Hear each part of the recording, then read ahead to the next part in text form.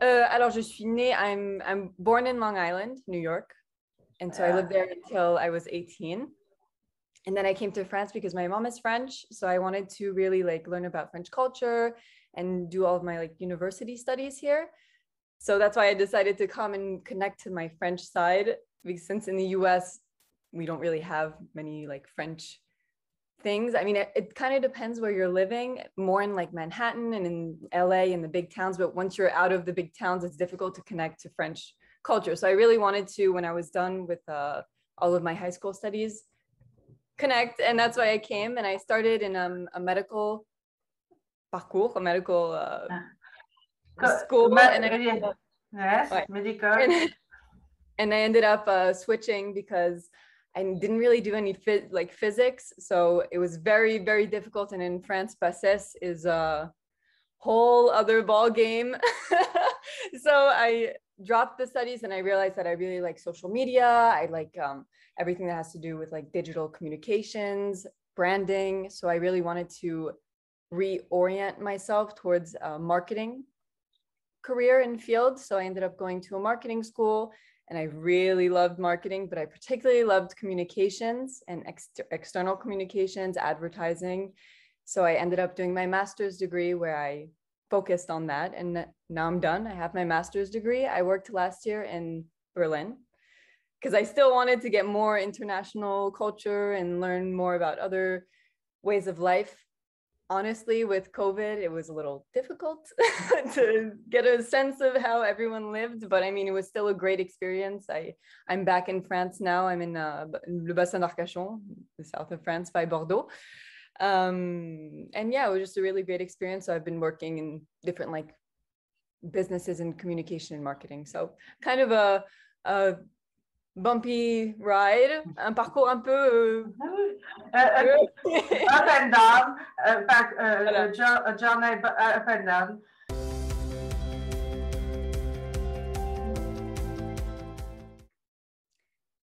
It's always a hard question. C'est une question un peu compliquée. On va le faire en français, ça sera plus simple. Main fault, c'est perfectionism. Je pense que je suis un peu perfectionniste et certes, c'est le truc un peu facile à dire, mais quand on l'est sérieusement, par exemple, sur les réseaux sociaux, sur la manière que je défile et tout ça, je peux passer des heures à regarder mon défilé versus des défilés Miss Univers versus des défilés Miss Supra, à me comparer et me dire ça s'est passé bien, ça s'est passé bien. Et du coup, c'est assez embêtant dans ce sens-là. Et sinon, en qualité, je suis extrêmement ouverte d'esprit. J'adore apprendre sur d'autres cultures, j'adore échanger. J'ai une facilité avec le monde qui m'entoure. J'ai pas de barrière. J'arrive à parler assez facilement quand je suis inspirée, quand j'en ai envie et quand je vois que la personne en a envie aussi de me parler, parce que forcément, pas tout le monde est pareil, il faut respecter, mais voilà.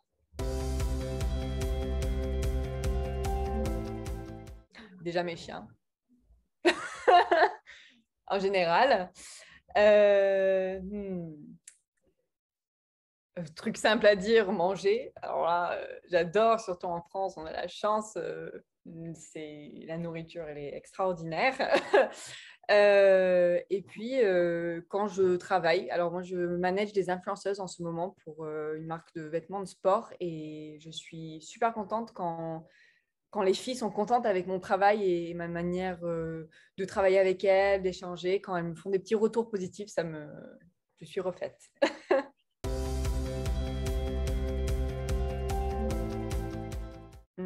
Le chocolat, les profiteroles, tout ce qui est chocolat en général. Chocolat au lait, chocolat blanc, chocolat noir, n'importe.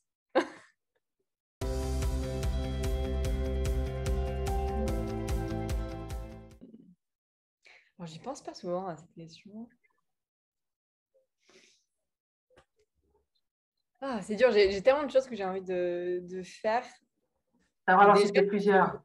Je voulais l'année dernière, je voulais absolument visiter l'Asie. Alors, je voulais partir travailler en Thaïlande. Ça, c'était avant que j'avais réfléchi à sérieusement participer à Miss Grand France. Mais voilà, je voulais absolument partir en Asie travailler parce que m'a toujours passionné la vie thaïlandaise.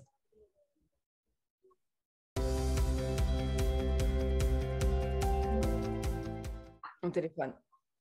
Bon, question basique, réponse basique, hein, c'est Es-tu évident. désespérée si tu perds ton téléphone? Ah ben oui, j'ai tous mes souvenirs, j'ai mes photos, j'ai ma famille, j'ai... Ah oui, désespérée.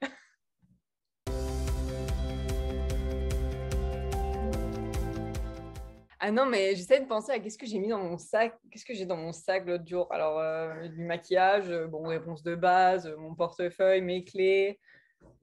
J'ai toujours de la nourriture dans mon sac, toujours. Des gâteaux, quelque chose de sucré, dès que j'ai besoin d'un boost.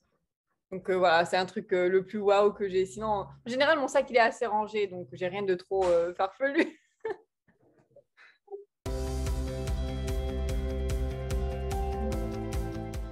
Alors, il y en a deux. C'est compliqué à choisir. J'aime beaucoup Forrest Gump, parce que j'aime beaucoup le message derrière. Et j'aime aussi beaucoup Grease, parce que j'adore quand ça chante dans les films. J'adore quand ça chante, film iconique américain. Et John Travolta, quand j'étais plus petite, c'était mon crush ultime. Il faut que tu regardes les films de Bollywood. C'est ce que vient de me dire Mister Altitude India qui m'a expliqué que dans les films de Bollywood, ça chante tout le temps et ça danse. Oui, mais il y a un film Bollywood que j'adore, c'est What's Your Raji, je pense. C'est avec les signes astrologiques. Et c'est un garçon qui rencontre plein de filles de différents. Il y a un Gémeaux comme moi, et du coup, elle est trop fun et sympa. Et après, il y a plein de filles. J'adore, j'adore. En plus, ça danse tout le long et ça chante.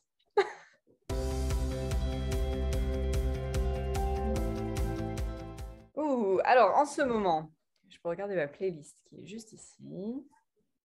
En ce moment. Alors, ça varie. J'aime bien aussi les old school des années 80, 90, style fête de village, j'adore.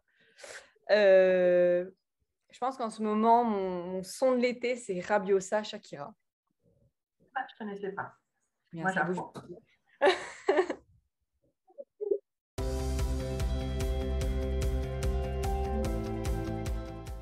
Alors, je ne lis pas beaucoup parce que je suis un peu... j'ai tout le temps besoin de bouger. Je suis très... voilà, je suis une fille de 24 ans. J'ai tout le temps besoin de faire quelque chose, d'avoir mon téléphone, d'avoir mon ordinateur. Mais j'ai beaucoup aimé la série Hunger Games. J'ai adoré. D'ailleurs, je l'ai lu plusieurs fois. Et à l'école, on avait aussi un semestre où c'était basé Hunger Games. Donc, c'était très sympa.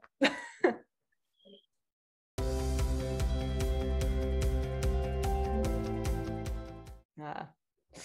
Euh, hmm. C'est dur, c'est dur, c'est dur. J'aime beaucoup J-Lo. Elle nage pas. Et tout le temps sublime dans toutes ses photos, même quand elle n'a pas de maquillage, même en pyjama, dans ses stories, elle est tout le temps sublime. Donc, à part ma mère, J-Lo.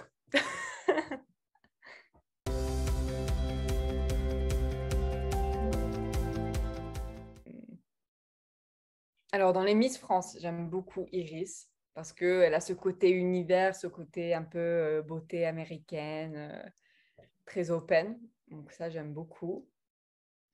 Et après, j'avais parlé de Valentina. Je sais pas, il y a un truc, je la trouve juste, elle est, je sais pas, elle a un aura de quelque chose de positivité que j'adore.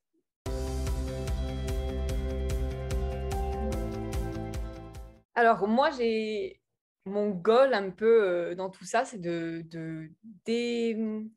comment dire, changer la vision des autres au vu du pageantry. Parce que certes, c'est toujours des très belles filles qui défilent très bien, qui ont des beaux corps, mais derrière, on a aussi des messages à passer, on a aussi une voix, on a aussi des convictions, on a des croyances. Et pour moi, ce qui est hyper important en tant que Miss Grande France, et ça, je l'avais dit dans mon discours le jour J de l'élection, c'est que je voulais absolument si j'étais élue, utiliser ma voix et mon titre pour voilà, faire des œuvres caritatives, pour faire passer des messages et voilà, pour casser un peu ce stéréotype de Miss sans rien dans la tête. Donc, pour moi, pageantry, c'est bien plus que juste beauté externe, c'est aussi beauté intérieure et aussi, bon, il y a aussi un peu de féminisme, même si d'un œil extérieur, c'est compliqué à voir, mais quand on est à l'intérieur, c'est vrai qu'on se soutient beaucoup entre nous. Et puis, il y a aussi énormément de bienveillance. Toujours des cas un peu exceptionnels, mais bon, moi, je suis quelqu'un de très positif, je suis un peu fleur bleue, donc moi, je pense que ce qu'on sort dans l'univers, en fait, on l'attire, donc c'est pour ça que j'aime sortir le positif, comme ça, j'attire le positif. Donc, ce mot est plein de belles choses pour moi.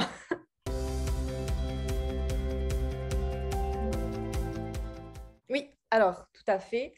Mon premier concours, je l'ai tenté. Alors, j'avais 18 ou 19 ans, je ne m'en souviens plus, mais c'était une catastrophe pour l'anecdote. Pendant le discours, j'ai oublié mon nom de famille, j'ai oublié mon âge, j'ai oublié mes études, j'ai juste dit mon prénom. J'ai dit, s'il vous plaît, je veux être élue Miss Toulouse. Et merci, je vous souhaite une excellente soirée. Au revoir. Je repasse le micro au monsieur. Catastrophe. Mais j'avais pas du tout confiance en moi. Donc, je pense que je venais juste d'avoir 19 ans ou j'étais à la fin de mes 18 ans. Je m'en souviens plus. En tout cas, c'était compliqué. Entre-temps, j'ai tenté quelques concours. J'ai été première dauphine. Donc, j'étais première dauphine de Miss Pays d'Albigeois et première dauphine de Miss Ariège, donc toujours dans le Midi-Pyrénées. Sauf que j'ai toujours été attachée plus à l'Aquitaine parce que j'ai ma famille en Aquitaine, à Bordeaux, à Bègles. Donc, c'est plus pertinent pour moi d'être ici. Et donc, j'ai tenté Miss Biganos, qui est une ville à côté de chez moi, ici, et j'ai gagné. J'y ai pas cru, hein, parce que j'ai tellement eu les écharpes de première dauphine et puis des catastrophes quand j'étais au discours qu'au final, c'était dingue de gagner, d'en venir là. Et après, du coup, c'est la porte pour Miss Aquitaine. Donc, une fois qu'on est Miss aux premières dauphines en Aquitaine, on peut accéder au concours. Et j'ai été élue quatrième dauphine. Donc, je n'étais pas peu fière de mon parcours. J'étais très contente de finir parce que Miss France, c'est quand même compliqué, mine de rien. Il y a beaucoup de non-dits, de règles et tout. Donc, c'était une très, très belle expérience. J'ai beaucoup aimé. Et en fait, j'avais cette vision un peu plus large. Je me suis dit, bon, je suis aussi à moitié américaine et j'ai envie de tenter un concours qui part à l'international et qui est plus, pas réputé dans le monde entier, mais qui est connu au niveau global et où je peux utiliser mes compétences anglaises. Et c'est pour ça que du coup, j'ai un peu changé de voie après cette très belle expérience à Miss Grand. Et tu as gagné. Voilà. Je ne m'y attendais pas non plus, mais j'étais Vous très étiez contente. combien de candidates sans indiscrétion? Parce que Euh, j'ai... on on n'était que 5. On n'était que 5 parce qu'il n'y avait pas énormément de communication avant. Et d'ailleurs, moi, j'ai trouvé le concours parce que j'avais tapé dans Facebook Miss Grand édition France et c'est là où j'ai trouvé. Je suis tombée sur la page, je me dis oh, génial. Et en fait, j'avais envoyé un message à la mauvaise page, donc l'ancienne licence. Il y a eu un débat Qui par avait rapport la au. licence? Voilà, et au final, ils m'ont rassuré. Le nouveau comité, on dit c'est bien nous. Voilà, on a un communiqué officiel. Donc, j'ai prêté confiance. J'ai eu confiance en l'autre, pardon, dans l'autre comité. Et donc, voilà, on était 5, des filles hyper sympas. Il y avait des filles qui avaient aussi de l'expérience dans des concours. Donc, c'était pas gagné, mais j'étais très, très heureuse du résultat, forcément.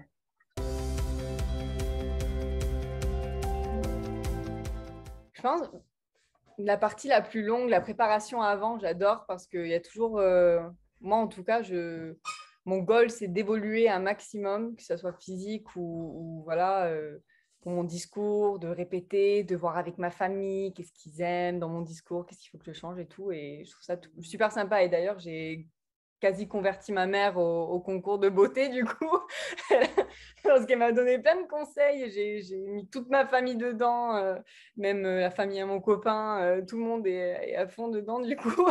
Mais je trouve que c'est la partie la plus gratifiante si ça se dit comme ça parce que en fait, après qu'on travaille, on se prépare, on fait du sport, on pense au mental et comment on peut s'améliorer. Et du coup, c'est super gratifiant le jour J quand on a la couronne posée sur la tête, en mode ça y est, mes efforts sont payés. Bon, il y a mon chien qui est d'accord avec moi.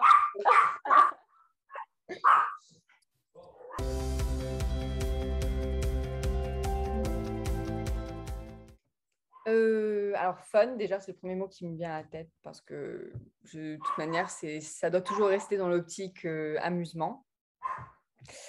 Mais quand même préparée avec mon mode de préparation avant parce que je me suis inscrite un mois avant, donc je n'avais pas non plus énormément de préparation, mais voilà. Et dynamique. Je pense que c'est très important sur scène d'être dynamique, de capter l'attention. Voilà. Désolée, mes chiens, je ne sais pas ce qu'ils ont vu. C'est l'heure de la bouffe. Ah ouais, je pense, ouais.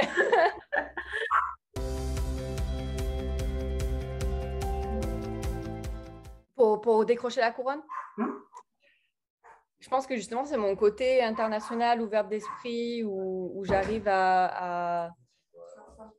sans prétention, j'arrive à capter l'attention, où je suis ouverte à la discussion, à la conversation. Et je pense que c'est ce qui peut faire la différence. J'ai l'anglais qui est dans mon côté. Et je pense que ça va bien m'aider.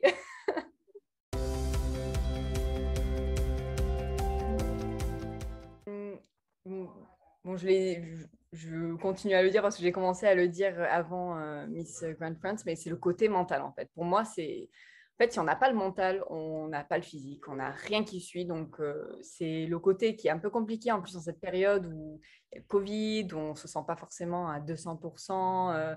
Il y a tout qui est chamboulé, notre quotidien, nos habitudes, tout.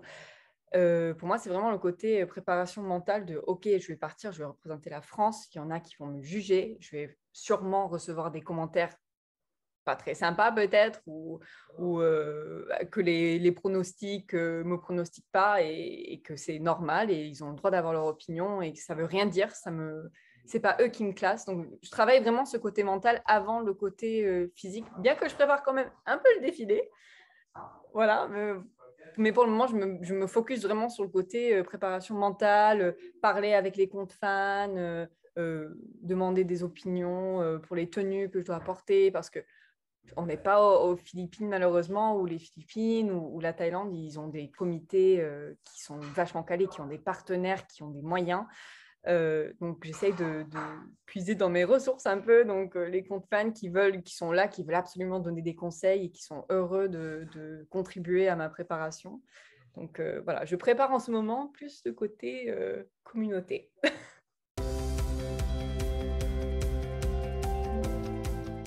Ah non, mais pour le moment, je pense qu'on n'a pas encore. Je sais que mon comité il contactait quelqu'un, mais moi pour le moment, j'ai pas de nouvelles. Alors moi j'avais des idées. Après, je pense que je veux sortir un peu du style cabaret qu'il y a dans ces dernières années. Je trouve que c'est du vu, du revu, du déjà vu. Donc, j'aimerais bien quelque chose d'un peu différent, peut-être partir dans plus les classiques de la France, la marinière, le Ah béret. oui, belle idée, la marinière. Ça peut être une super idée. Ça peut être En sympa. plus, là, je suis à Bordeaux, je suis au bassin, c'est totalement pertinent. Donc, je sais pas, quelque chose qui est plus simple, qui est plus élégant, moins dans le extravagant Avec un cabaret. béret. Avec un béret. Ah ouais, avec Le béret français est réputé. moi, je vois bien le béret, la marinière, une petite jupe un peu années 50, jolie, avec une baguette. Bon, ça fait peut-être un peu cliché, mais bon, après, le costume national, c'est un peu cliché en général. Donc, Oui, c'est important. C'est important parce que ça te donne un accès aux demi-finales. Souvent, les filles qui sont côté, hein. repérées, ouais. Donc, il faut le faire. Il faut aller jusqu'au bout. C'est important. Mm. Voilà, un petit Oh, avant-goût. Vous un savez petit rien à peu. dire, mais On verra ça au préliminaire.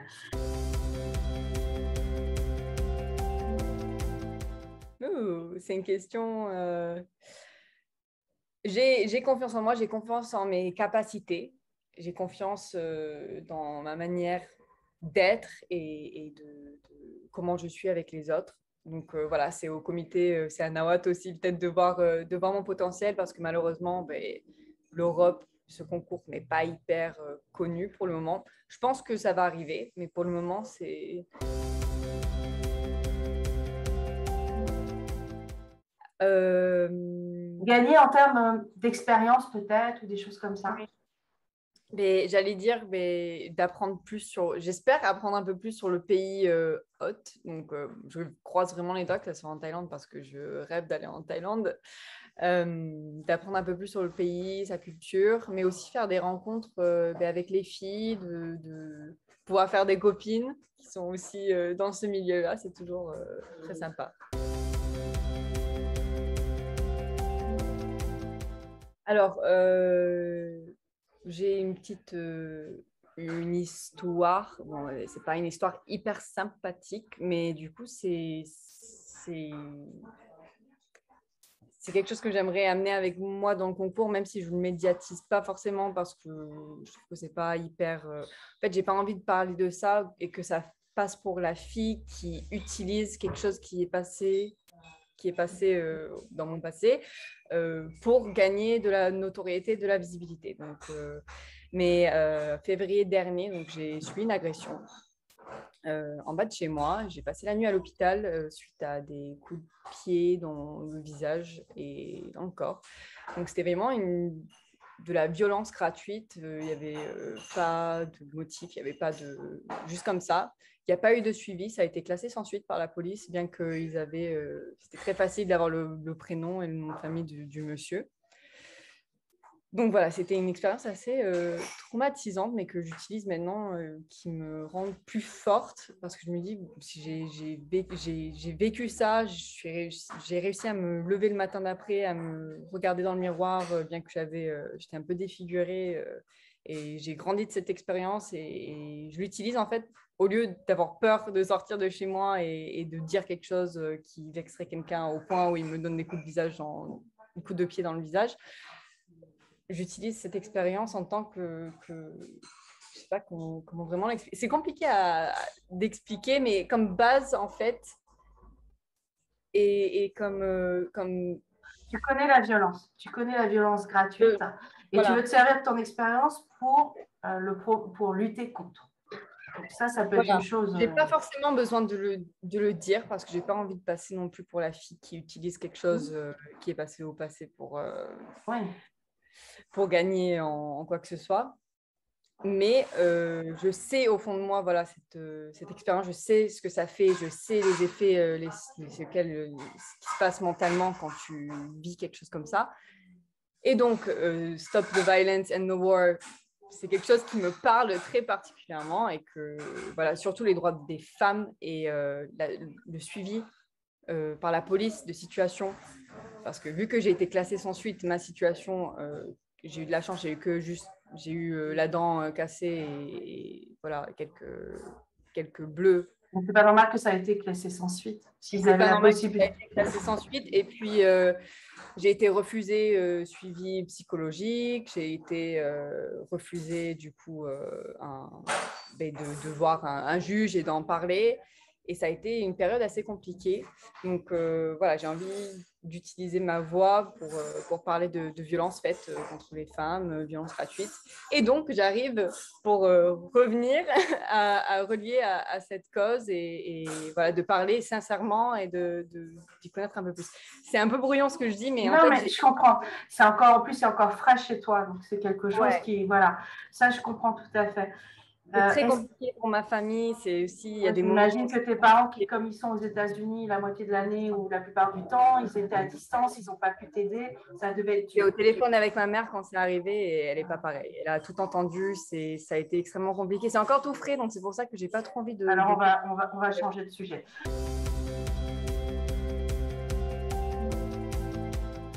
Oui, mais du coup, les violences faites envers les femmes et le suivi judiciaire. C'est clairement quelque chose qui me parle suite à mon expérience peu sympa.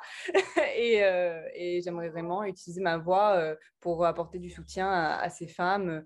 Même juste parler, de faire un appel Zoom. On se sent tellement seul, tellement isolé que juste aider une personne, en fait, ce serait extraordinaire. Ce serait un rêve pour moi. De faire d'une mauvaise situation, de la transformer en quelque chose qui peut aider les autres. C'est quelque chose qui est totalement moi. Et voilà.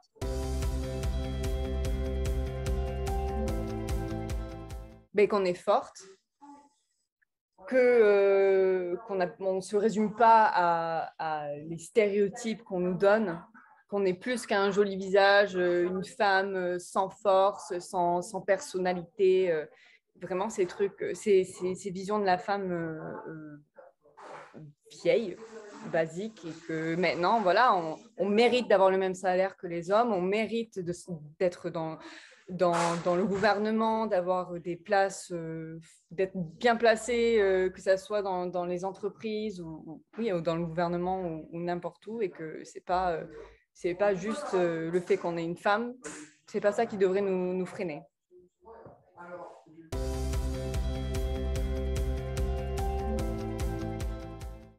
C'est un peu un couteau à double tranchant, les réseaux sociaux. Alors, on va commencer avec le côté négatif pour ensuite finir sur le côté positif. C'est toujours sympa, mais le côté négatif, c'est qu'on est constamment en train de se comparer. Même quand on ne pense pas qu'on se compare, je trouve qu'on se compare quand même, que ce soit on voit notre cousine en vacances, on se demande, mais c'est pas juste, moi je suis en train de travailler, c'est pas cool, comment elle fait, ma vie elle est pas ouf comparée à elle. Il y a toujours des comparaisons. Et en plus, pour le physique, c'est juste mortel parce que maintenant, avec les applications pour s'éditer, en fait, c'est tellement facile de s'éditer, c'est tellement... maintenant, c'est devenu en fait normal de s'éditer, qu'on se compare même à des photos de nous éditées de shooting photo. Pourquoi est-ce que je ne ressemble pas plus à ma photo du shooting de la semaine dernière? Pourquoi est-ce que quand je me prends en photo avec ce filtre Instagram, pourquoi est-ce que je ne peux pas ressembler à ça tout le temps? Du coup, c'est le côté vachement néfaste. Et en fait, moi, ça me fait peur pour les générations à venir, pour les jeunes.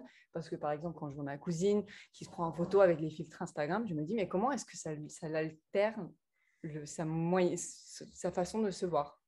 C'est le côté qui est un peu flippant, qui fait un peu peur. Donc ça, c'est vraiment le côté négatif. Et pour moi, le côté positif, c'est se rapprocher de la famille. Et moi, je l'ai vécu parce que je suis loin de ma famille.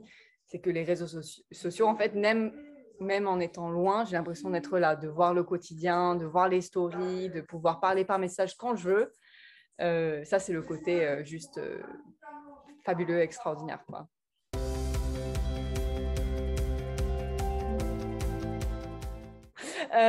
Alors, moi, pour me protéger, alors je suis un peu... Il y a une expression, c'est loin des yeux, loin du cœur.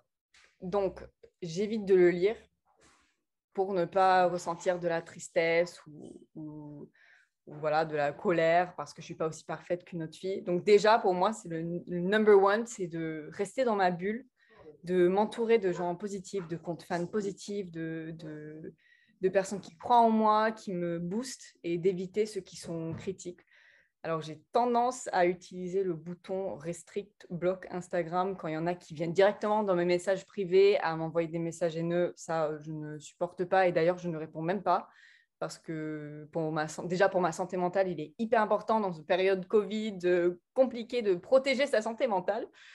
Et voilà, je ne vais pas accorder du temps à quelqu'un qui clairement, qui soit me veut du mal ou qui me dit des choses pour me blesser. Donc, je pense qu'on n'utilise pas assez ce petit bouton restrict block, mais il est vachement bien, surtout quand on a tendance à recevoir des messages pas dingues. Alors, j'ai de la chance parce que je n'ai pas beaucoup de messages haineux. Alors, j'attends que le concours arrive. J'ose espérer que ça va être que des messages positifs, de soutien. Mais bon, après, il y a toujours des cas exceptionnels de personnes qui ne veulent pas notre bien. Mais bon. Sur Instagram, il y a moins de haters que sur Twitter ou sur Facebook. Hein. Ah oui, mais Twitter, déjà, je n'ai pas de compte.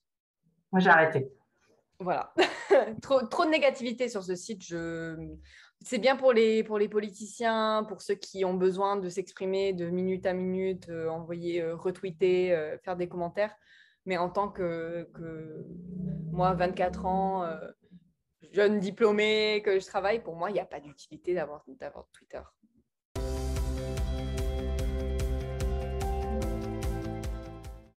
Alors, il y a des fans, alors il y a comment dire, des catégories un peu de comptes fans. Il y a ceux qui sont extrêmement investis, qui veulent à tout prix pouvoir te donner des conseils, de te dire qu'est-ce que tu peux améliorer, etc. Donc, et ça, en général, ça se ressent quand ils veulent parler de concours, de comment est-ce que je peux changer mon catwalk, etc. Donc, j'écoute, tout simplement. J'écoute, je pose des questions, je suis intéressée, j'envoie des messages vocaux. Voilà, je suis vachement ouverte, donc il n'y a pas de souci. Je repartage les photos. Je remercie, c'est hyper important de montrer sa gratitude parce que souvent, ces comptes fans, ils sont ignorés par les Miss ou ils n'ont aucun commentaire et je trouve ça hyper dommage. Alors, les comptes fans sont ignorés, la presse aussi. Ça, je peux te le dire. Alors que nous, on est quand même référencé comme magazine, on a notre ISSN, on n'est pas un blog. Je peux t'assurer que de discuter, d'avoir des interviews avec certaines Miss, c'est impossible. Ah ouais. Voilà. Mais c'est dommage et pourtant parce que c'est les comptes fans, c'est les magazines, c'est les journaux qui font vivre en fait le concours, qui font vivre. Alors, Nawat, là-dessus, Nawat, avec la presse, nous, on a notre accréditation pour le prochain concours, on est invité, il n'y a pas à venir, il n'y a pas de problème. Voilà. Après, il y a des concours où les directeurs, ils sont bornés. C'est-à-dire qu'ils ne sortent pas des médias locaux, de leurs trucs. C'est compliqué. S'ils n'ont pas l'autorisation d'au-dessus, un exemple, là, je discute avec Madame Ward et on interviewe toutes les candidates. On a pris la décision d'interviewer toutes les candidates au concours. Au Pérou, il a fallu qu'il ait l'autorisation de l'organisation internationale pour accepter de l'interview.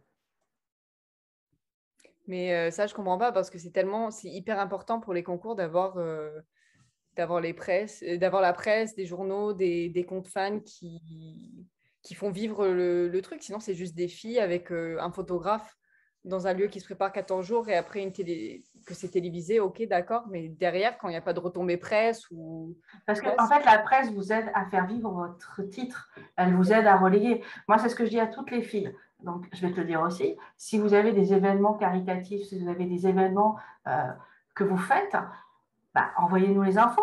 Nous, on peut les relayer, on peut en parler. C'est ça aussi le magazine. Ça doit être dans les deux sens. J'ai pas de problème avec certains concours comme International Pageant aux États-Unis, où ils ont une attachée de presse qui est super sympa et qui m'a déjà envoyé 3 communiqués sur ce que faisaient les filles en me disant est-ce que tu as besoin de quelque chose d'autre. Voilà, nous on est ravis pour pouvoir parler des concours, même si voilà, des choses. Là, par exemple, Miss Mermaid France, donc Miss Sirène France, va faire un ramassage sur les plages. Bah, je lui dis, dis-moi quand, envoie-moi des photos et puis on va en parler, c'est important.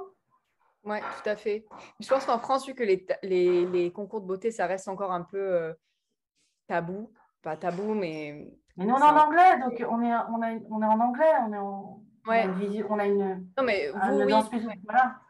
Oui, oui, mais pour les magazines français, je pense qu'ils ont peur aussi d'être assimilés à des concours de beauté ou. Je vous aime, non. Ben oui, oui, je vous aime. Merci pour votre soutien. En fait, c'est ce qui me motive, c'est ce qui me donne envie de me donner à fond dans ce concours. C'est les petits messages super sympas que j'ai dans Instagram qui me dit qu'ils croient en moi. Même, j'ai beaucoup de fans de l'Amérique latine qui m'envoient des messages qui sont hyper choux et bienveillants. Donc voilà, merci beaucoup et j'espère vous rendre fiers à l'international. En tout cas, je donne tout, même si peut-être pour l'Europe, c'est pas évident comparé aux autres pays. Je vais tout donner et voilà, j'espère vous rendre fiers, tout simplement.